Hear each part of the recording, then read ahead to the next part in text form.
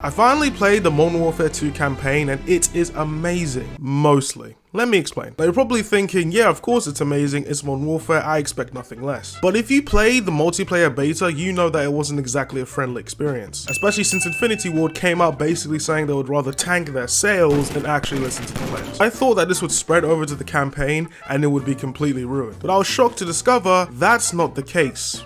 Sort of. That being said, this is your first and only warning that there are spoilers in this video. So if you haven't played the campaign, like this video and come back once you have. This story is absolutely fantastic. Brian Bloom returns as the writer for the campaign, and if you recognize that face, it's because he was in Infinite Warfare's campaign as well, which unlike the multiplayer, is really good. The MW2 campaign is a reboot to the old one back in 2009. So certain characters such as Shepard making a return were expected, but we also get introduced to new characters such as Graves, but more on that later. Obviously fan favorites such as Captain Price, Gaz, Ghost and Soap make a return, but what I actually wasn't expecting was Farah to make a return too. Unfortunately she's only in one mission though, probably because the actress was too busy working on something else. If you know, you know. Yeah, speaking of the previous game, thanks to other Call of Duties integrating with Warzone, it basically retconned a lot of the events. Things such as Zakhaev being in Cold War and Al-Assad being in Vanguard, even though Vanguard takes place way before he was even born. They explained it was time travel, but when it comes to the supernatural in Call of Duty, zombies is as far as I'm willing to go. When we shit, we bury it. That's how it works. To summarize the plot, General Shepard tried to give missiles to American allies in the Middle East. He uses Shadow Company, a tier 1 private military company, or PMC for short, founded and led by Philip Graves. But they get ambushed by Russian PMCs who steal the missiles and give them to Hassan Zyani. He wants to use them to destroy America.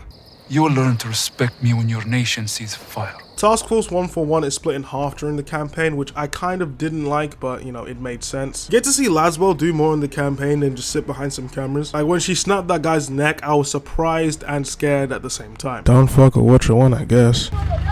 You know Spanish? No. You will. I don't know whose idea it was at Infinity Ward to introduce Mexican characters into the campaign, but if that person is watching this video, thank you. Alejandro is an amazing character along with Rodolfo and the rest of the Mexican Special Forces. Even the cartel was great, you know, for obvious reasons. I'm gonna need that chicken. I don't think I've searched up a video game on IMDb so fast in my life. When people say they play the campaign for the plot, this is the plot. This is what they mean. Shadow Company in this reboot is a massive upgrade compared to the last one. Graves is an incredible ally and an even better enemy. Who the fuck do you think you are, cabrón? My men are inside! I'm afraid not.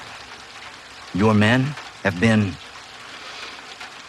detained. Quick little fun fact here, if you watch this cutscene with subtitles on, you see Graves' name go from blue to red. Yeah, the portrayal is still the same. Thankfully no one died this time, but new book, same author. As for the ending of the campaign, I'm kind of worried. Since with the previous one, they carried the storyline over to Warzone, which was a complete mistake. A character like Makarov shouldn't be wasted to promote Warzone 2 and drive up cosmetic sales. I have nothing to really say about the gameplay. Yeah, the graphics look amazing, but I expect nothing less. If some people saw how much money Activision was making off of COD, they would expect more. I will say I like how they kept missions turning into cutscenes instead of skipping to the high quality ones. It makes the game look way more interactive. The DMZ type missions were a bit annoying, especially since I played on Recruit and still had little to no hints on how to find supplies. The dialogue options make a return, but they're actually more frequent to kind of fill the empty void while traveling to another objective. And they're actually funny. Oh, stone cold, Simon.